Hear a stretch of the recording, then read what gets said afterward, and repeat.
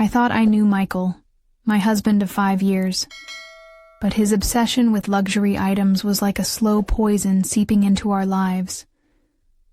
Every new acquisition, every whispered promise of status was another brick in the wall between us. Then came the day he brought home a Patek Philippe watch, its price tag as heavy as the silence that followed. Our financial stability teetered on the edge, and I could feel the ground slipping beneath us. But that night, when the doorbell rang, I never imagined the lengths I'd go to save what we had. The men at the door were not just collectors. They were harbingers of a choice that would change everything. What would you do to protect your home, your life, when faced with such a dire ultimatum? I've always known Michael had a taste for the finer things in life. It wasn't just a desire, it was an obsession. He'd spend hours poring over catalogs, websites, and forums, his eyes lighting up at the mere mention of a new luxury watch or a limited edition car. I'm Sophia, by the way, 32 years old, and married to this man who seemed to live in a world where money was no object, despite our very real financial constraints. One evening, Michael came home with something that made my heart sink. It was a watch, not just any watch, but a Patek Philippe, the kind that whispers extravagance with every tick. He held it up, his eyes gleaming with a mix of pride and something else, something darker. I could see the financial storm brewing, on the horizon, but he was oblivious, turning the watch this way and that, admiring its craftsmanship. Michael's obsession with luxury wasn't just a hobby, it was his identity. He'd spend hours online, reading about the heritage, the craftsmanship, the exclusivity. But as the months passed, the joy of the watch seemed to fade, replaced by the growing shadow of the unpaid loan. The bills started piling up, and with them, the tension in our home grew palpable. He was too proud to admit his financial misstep, and I was too worried about our future to confront him. We danced around the issue, our conversations filled with unspoken fears and silent accusations. Then, one evening, as we were having dinner, the doorbell rang. Standing there were 2 men, both around 40, with a stern look that could only mean one thing: trouble. Their presence was like a cold wind. The men introduced themselves as Tom and Rick, debt collectors from the loan company. Their demeanor was professional yet intimidating. Michael, caught off guard, invited them in, his face pale, the watch now seeming like a noose around his neck. Tom, the taller of the two, had a scar above his left eyebrow, giving him a rugged look, while Rick was quieter, his eyes scanning our modest living room with a hint of disdain. They sat down, and Tom began to explain the situation. The loan was overdue, and they were here to collect or repossess. Michael, in a desperate attempt to maintain his dignity, offered them coffee, which they declined. He then tried to negotiate, asking for more time, but the collectors were firm. They needed payment, or the watch. I watched from the kitchen doorway, my heart racing. Michael's pride was about to cost us dearly. I could see the tension in his shoulders, the way his fingers nervously tapped against his thigh. The collector's presence filled the room with an oppressive silence, broken only by the soft tick of the watch, which now felt like a countdown to our financial ruin. Tom leaned forward, his voice low but clear. "Mr. Michael, we're not here to play games. You've had your time. We need the payment or the watch, and we need it now." His words were like a physical blow, each one striking at the heart of our fragile financial situation. Rick, who had been silent, finally spoke, his voice smooth but cold. You understand. We have our jobs to do. We can't just let this slide. If you can't pay, we'll take the watch as collateral." It's feeling the weight of the situation. I stepped into the living room.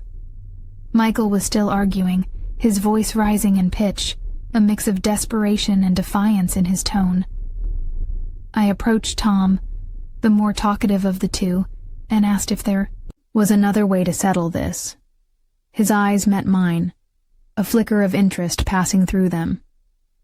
"Yes," he said, his voice low. "There might be another way." Without thinking, driven by a mix of desperation and defiance, I leaned in, kissed him on the shoulder, and let my hand glide over his shirt. The room fell silent. Michael's eyes widened in shock, his face a mask of betrayal and confusion. Then, Rick, seeing the shift in dynamics, stepped closer, his lips finding mine in a moment that felt both surreal and inevitable. Michael stood there, the watch on his wrist now a symbol of his impotence.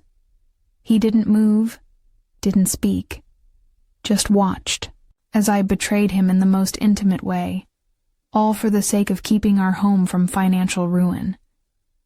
His silence was deafening, his gaze heavy with unspoken accusations.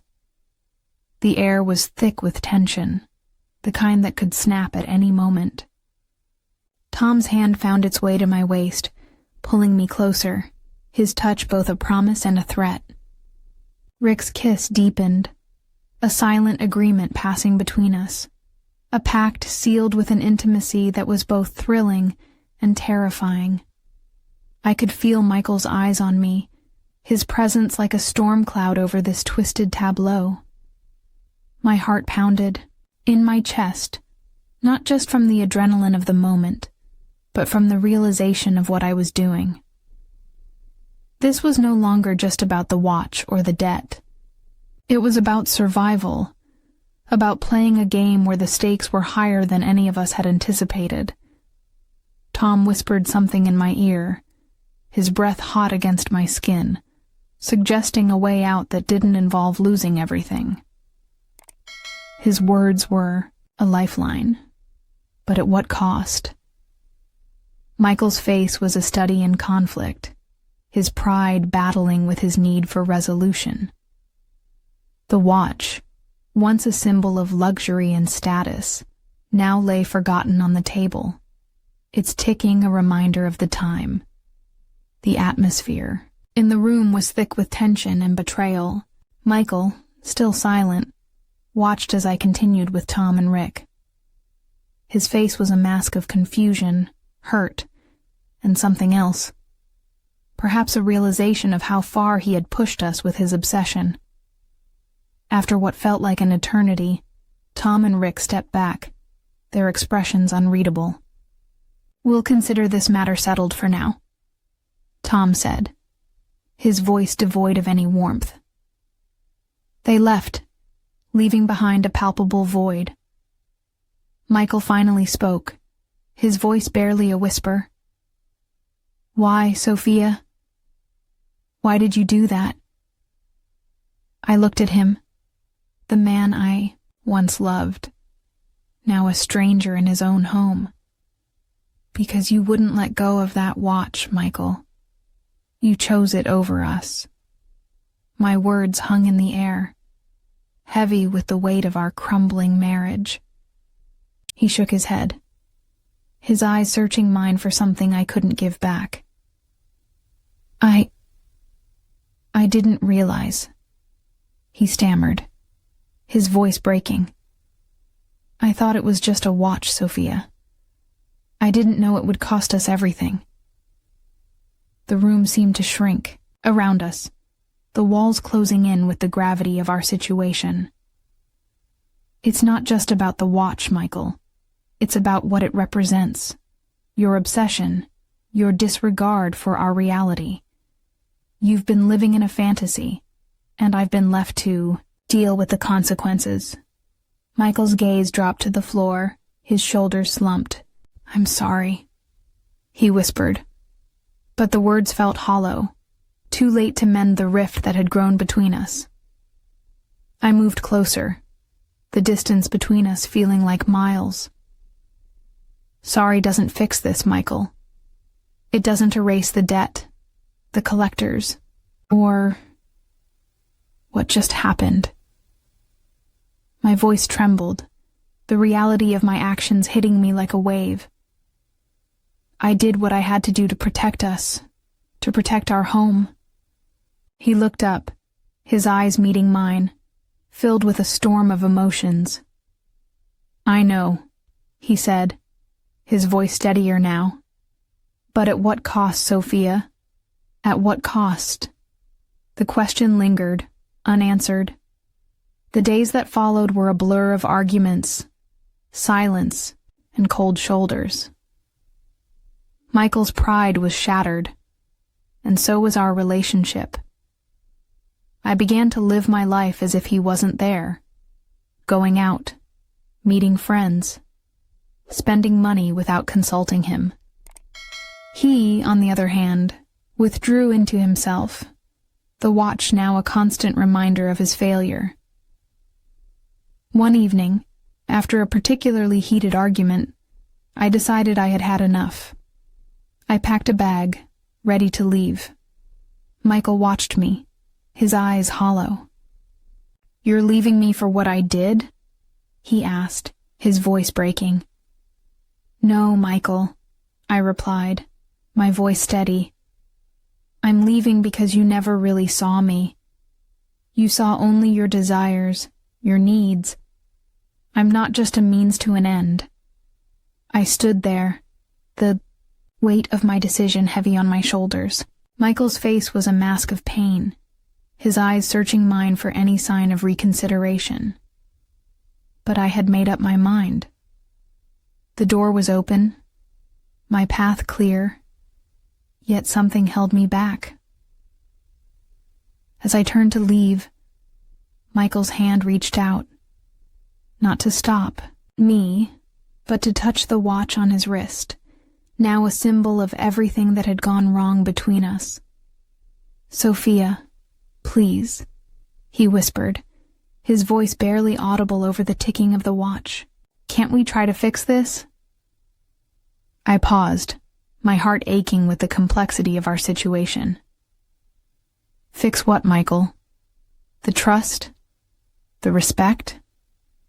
You've been so consumed by your need for status, for luxury, that you've lost sight of what truly matters." He looked down, his fingers tracing the contours of the watch. "I know I've been blind, I've been selfish, but losing you, it's like losing part of myself." The room was silent, save for the soft, relentless ticking of the watch.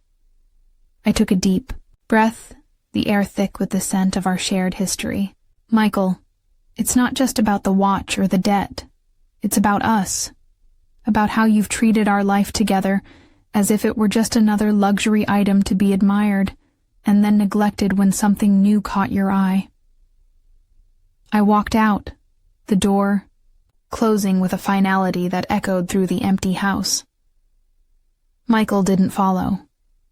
Perhaps he knew it was over, or perhaps he was too broken to care. Months later, I heard through mutual friends that Michael had sold the watch, paid off the debt, and moved to a smaller apartment. He had changed, they said, become more reflective, less about the material. It was as if the watch, once a symbol of his obsession, had finally taught him a lesson about what truly matters in life. As for me, I found a new job, a new place, and slowly, a new life. The betrayal was a catalyst, not just for the end of my marriage, but for my own transformation. I learned that sometimes, to save yourself, you must let go of what you thought was your life. The ordeal with Michael taught me about resilience, about the strength that comes from facing the darkest moments. I realized that love, trust, and respect are not commodities to be traded or sacrificed for fleeting pleasures or material gains. They are the foundations of any relationship, and once compromised, they're nearly impossible to rebuild. Michael, on the other hand, learned the hard way about the cost of his obsessions. His journey was one of loss, not just of me, but of his own self-respect. The watch, which once symbolized his status, became his downfall. He had to confront the emptiness of his pursuits, the hollowness of a life built on appearances rather than substance. Where do we go from here? Michael, I believe, is on a path of self-discovery, trying to find value in simplicity, in genuine connections rather than in the superficial. He's learning to appreciate the quiet moments, the small joys that don't come with a price tag. And me?